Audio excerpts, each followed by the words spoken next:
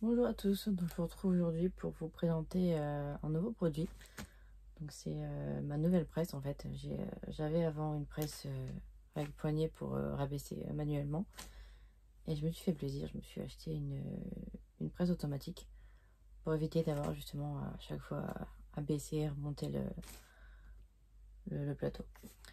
Donc je vais vous présenter donc la HTV Ront Auto Heat Press. C'est la nouvelle presse automatique qui est un peu en concurrence, je dirais, avec la Cricut Autopress.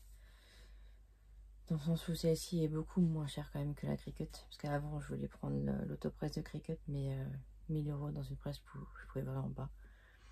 Donc j'ai acheté celle-ci, donc je l'ai achetée sur AliExpress. Je la suivais déjà depuis presque un an maintenant, parce qu'elle est sortie en fait à l'été dernier. Et je l'ai acheté, je l'ai payé 337 € sur AliExpress il y a quelques jours. Moi j'ai vu hier qu'elle était remontée un peu avec à 100 € de plus, mais franchement je sais déjà que c'est un bon produit pour l'avoir suivi pendant quelques mois sur les youtubeuses anglaises et youtubeurs anglais ou américains et chinois, tout ça. Donc voilà, donc je vais la déballer avec vous parce que je l'ai pas encore ouverte, hein. Je l'ai reçue hier mais j'ai pas eu le temps de la déballer. Donc je vais le faire en live ici en vidéo. Le carton est assez gros, assez volumineux quand même. Alors, déjà une notice. Ensuite, on a droit à une grande feuille de téflon. C'est ce qui remplace en fait le papier cuisson. C'est réutilisable, c'est beau. Enfin, c'est vraiment très très pratique. Comme vous avez pu voir déjà dans certaines vidéos que j'ai pu poster. Hop, les mousses évidemment.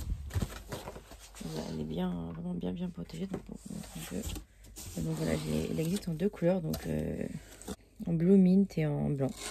Donc moi bien évidemment je l'ai prise en bleu. Alors voilà, donc voilà la bête sortie de son carton. Elle est quand même beaucoup moins imposante que celle que j'avais avant pour la même taille de plateau.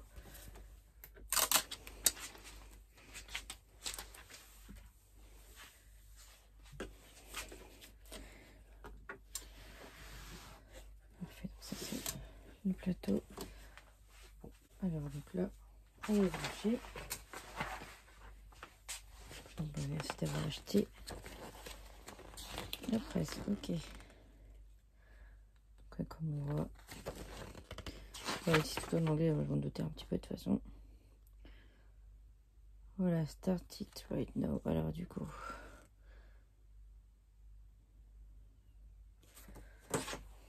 donc là voilà. Alors, ce que j'aime avec cette presse, c'est ici le plateau, justement le plateau qui se déplace. C'est plus facile pour poser en fait notre support ici, pour ensuite le floquer ou autre. Floquer ou faire d'autres choses, hein, de l'infusible link, de la sublimation quoi. Donc, et ça évite bien évidemment de se brûler. Donc ouais, j'aime beaucoup cette presse. Le design est très très joli d'ailleurs, il est vraiment sympa. Hop, ok. Alors le plateau, comment on se relève? Il se relève le plateau. Voilà, c'est pas compliqué, on l'allume, le plateau se relève, très bien. Donc le fait qu'elle soit automatique, en fait elle a une pression automatique, c'est que si je mets un t-shirt ou un sweat, je le mets là, je pousse mon plateau, je mets en route et elle va adapter automatiquement elle la pression sur mon support pour que ça soit bien transféré ou bien collé sur ce que je fais avec. Donc là, comme on peut le voir, il y a un petit cadran. Là mes degrés c'est en degrés Fahrenheit, donc je vais la mettre en Celsius. Donc j'ai vu qu'il suffit d'appuyer sur le bouton de la température 3 secondes pour changer et le mettre en degrés Celsius. Donc voilà, là je suis bien en degrés Celsius. Donc on va la tester tout de suite, hein. J'ai préparé une feuille d'infusible link découpée et on appelle ça du flex pour faire sur une petite rose, comme ça on va la tester en live. Alors du coup, hop.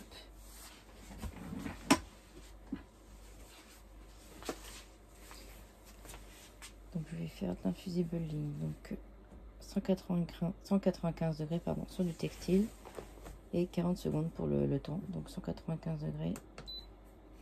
Là je sélectionne mes degrés, enfin ma température plutôt, et j'augmente. Donc on augmente de 55, je monte jusqu'à 195 degrés Celsius. Voilà. Ensuite mon temps, je vais mettre 40 secondes. Oh, je vais tirer plus comme ça.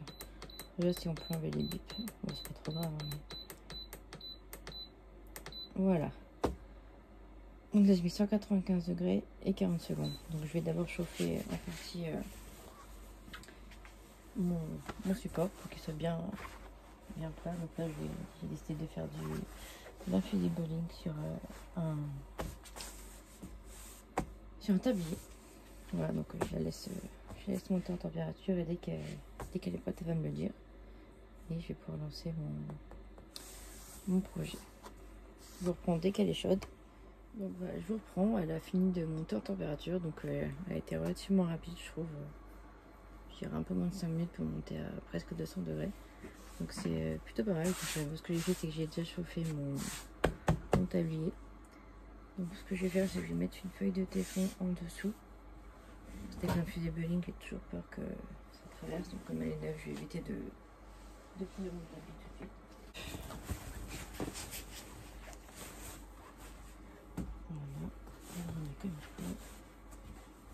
Voilà. Ensuite, mon infusible ligne. Donc voilà mon infusible ligne. C'est vrai que je l'ai découpé tout à l'heure pour faire le test ce soir avec la machine. Donc je vais le poser. Hop. Voilà. Alors bien sûr, avec l'infusible ligne, je vous conseille de ne pas oublier le scotch résistant à la chaleur. Donc comme ici. On met bien partout pour qu'il soit bien fixé en fait, parce que si ça bouge, ça fait bugger le transfert et après c'est tout flou, un peu décalé, c'est super moche. Donc je vais tout coller. Pas avoir peur de mettre du scotch. Voilà, pas que ça bouge en haut aussi. Avec le papier de l'infusible ligne qui est déjà autocollant, mais vaut mieux quand même rajouter une couche. Hop. Donc voilà, donc premier test, hein, j'ai jamais testé cette machine là avant. Donc on va voir infusible ligne, c'est pour protéger et éviter que ça va en mettre partout. Donc ça, juste la feuille de téflon, je pense que ça va être bon au niveau de protection. Hop. Voilà. Et c'est parti. Je mets bien je pousse mon plateau. J'appuie sur le petit R et je lance la chauffe. Donc le transfert. Donc comme vous voyez, c'est bien rabaissé jusqu'à ce qu'elle touche le tapis, la partie inférieure de la machine. Et on attend. Donc elle a bien démarré le chrono. Ensuite, ce que je vais faire tout de suite après, c'est un flocage sur trousse pour montrer aussi comment ça se ressort avec du flex. Voilà, donc comme je disais tout à l'heure, ce que j'aime bien avec cette machine, c'est que là on risque pas de se brûler en fait, puisqu'on touche pas la plaque chauffante, elle est en haut, on la touche vraiment pas, donc ça c'est vraiment un bon point. Donc là voilà, c'est terminé, elle se relève toute seule, ça j'apprécie aussi, parce que si on lance le truc et qu'on s'en va et qu'elle arrête au moment où on n'est pas encore revenu, bah là au moins on peut elle se relève toute seule. Voilà, alors qu'est-ce que ça va donner? Hop là.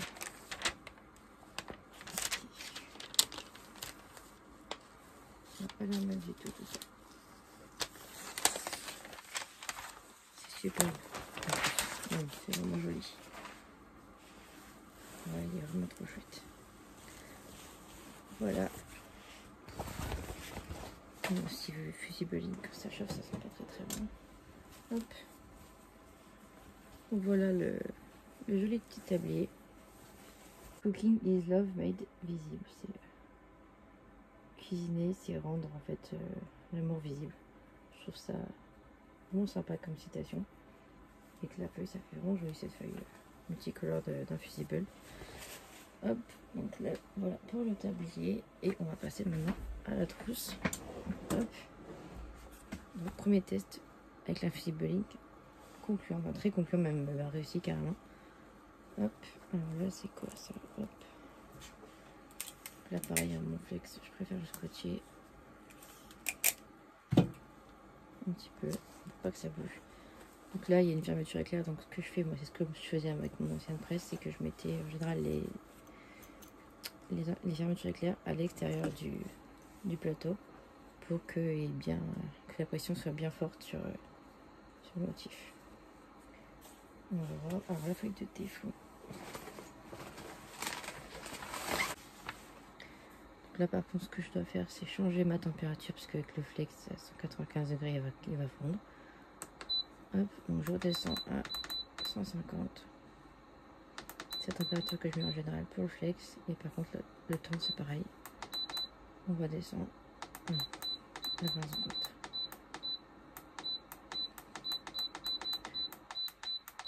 Voilà 20 secondes. Et je vais attendre qu'elle ait terminé parce qu'elle est encore à 195 là, 190 même. Donc là, elle redescend en température jusqu'à ce qu'elle soit à la bonne température. Ensuite, je pourrai la lancer. Donc, à savoir aussi sur cette presse, il y a des programmes qui sont pré-remplis déjà avec des températures en fait. Donc, je crois qu'il y a le flex, il me semble. Ouais, 150 degrés, 15 secondes. Programme 1. 160 degrés, 15 secondes. Programme 2. 165, 20 secondes. Programme 3. 200 degrés, 40 secondes, programme 4. Bon, ça en général, c'est plus pour la sublimation, je pense. Ou même l'Infusible Ink. Hein. Et voilà. Donc voilà. Moi, par contre, je vais pas laisser celui-là. Moi, je vais laisser. Hop. Non, je vais essayer. Ah, je sais si on veut en créer d'autres. Hop, voilà. 155 degrés, je l'annonce quand même. Perdre moins de temps. Donc voilà, là je viens de lancer la chauffe du flex sur la petite trousse. Et on va voir après ce que ça donne. Donc là, comme vous pouvez voir, la fermeture éclair est bien à l'extérieur de la presse. Et en fait, elle a bien pris en entier. Elle remonte toute seule, c'est magique. J'adore. Hop. Alors, qu'est-ce que ça donne ça?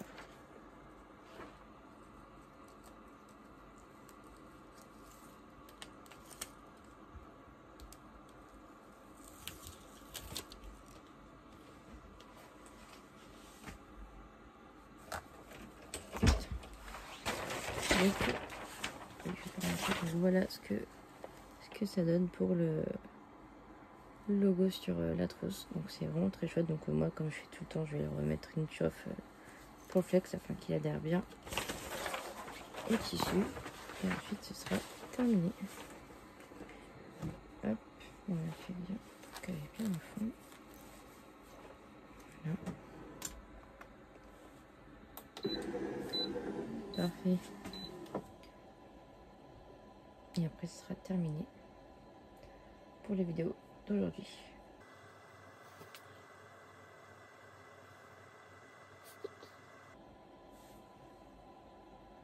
C'est cassé tout seul.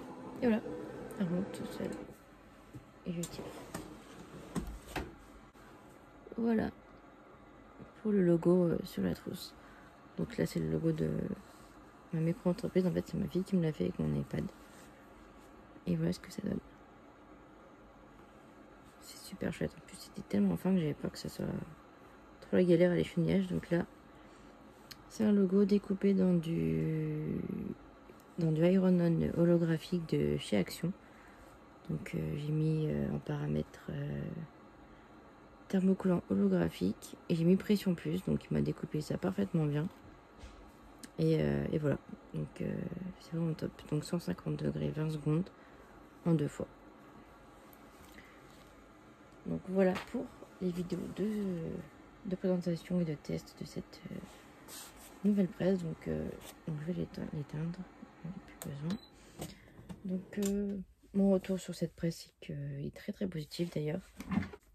Donc voilà pour ce soir, hein. J'ai terminé mes tests, mes présentations de la HTV Ront, donc je sais pas comment on dit, HTV RONT ou HTV Ront Auto Express. Donc franchement elle est vraiment top, vraiment top, très simple à utiliser. Et ce qui est bien aussi pour ceux qui ont peut-être un peu des soucis au niveau des bras, des articulations ou autre, elle est bien à ce niveau là, parce qu'on n'a pas besoin de forcer pour pour descendre en fait la presse quand on la ferme. J'avais tendance à, des fois quand j'avais des trucs un peu plus durs à faire au niveau sublimation, il fallait que je serre bien la pression, et ça fatigue le bras au fur et à mesure, enfin au fil du temps, à force d'utiliser, ça fatigue un peu le bras. Donc question, à ce niveau là c'est point positif. Ensuite au niveau design, je sais pas ce que vous en pensez, mais moi je la trouve vraiment, franchement elle est très très très jolie. Donc ce que j'aime encore plus, hein, c'est la couleur, bien évidemment. Je suis trop fan du bleu.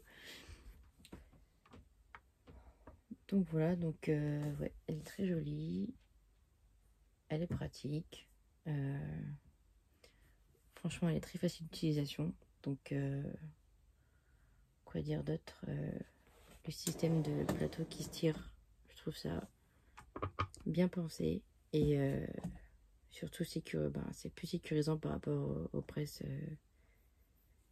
à poignée qui s'abaissent, les presses manuelles en fait, parce que je me suis brûlée bien des fois avec mon ancienne presse. Je sais pas attention, je mettais les trucs alors que la plaque était chauffante et hop, la main a touché la plaque, et là, aïe, ouais, ça brûle. Donc voilà, donc là au moins il n'y a pas ce souci là. On met notre support sur le tapis, on pousse le chariot et on lance. Donc c'est un autre point positif. Qu'après au niveau des détails, elle faisait je crois à peu près 17-18 kilos je crois. Donc là aussi elle est quand même plus légère, bien plus légère que celle que j'avais avant. Après ce que j'avais avant en 38 par 38, elle faisait 27 kilos. Donc je dois dire que pour la déplacer, elle a déplacé rarement, voire jamais, parce qu'elle était vraiment trop lourde. Donc voilà. Ensuite, au niveau du plateau, il fait la même taille. C'est un plateau en 38 par 38 sur celle-ci, 38 cm.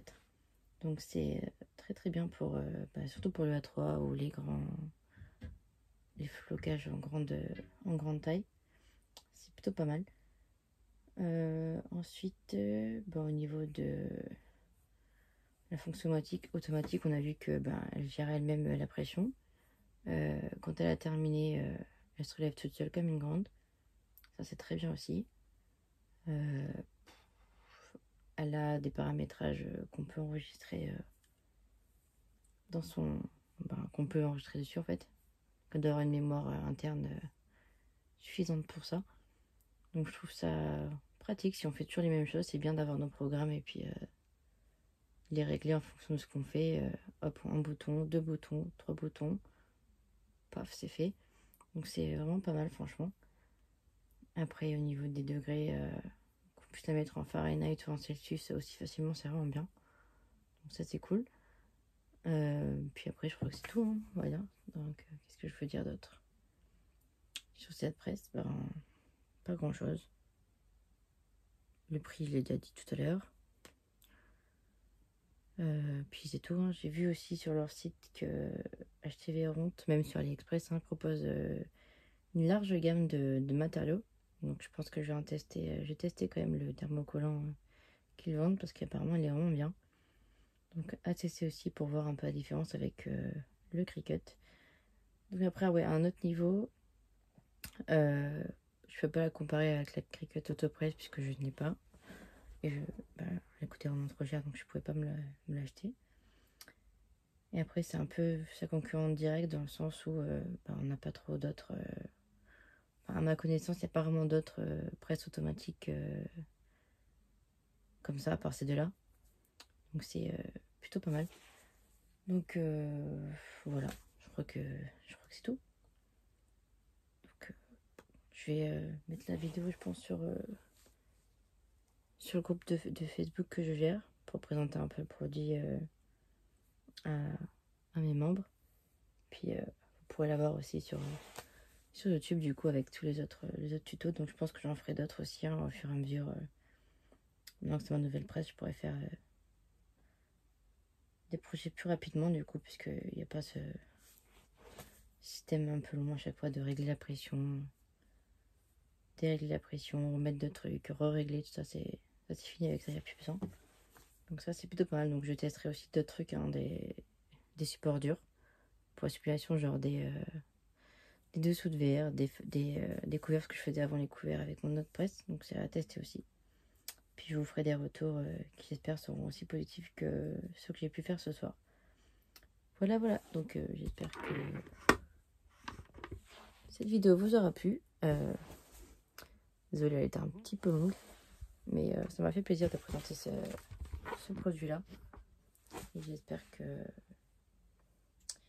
vous plaira. À bientôt.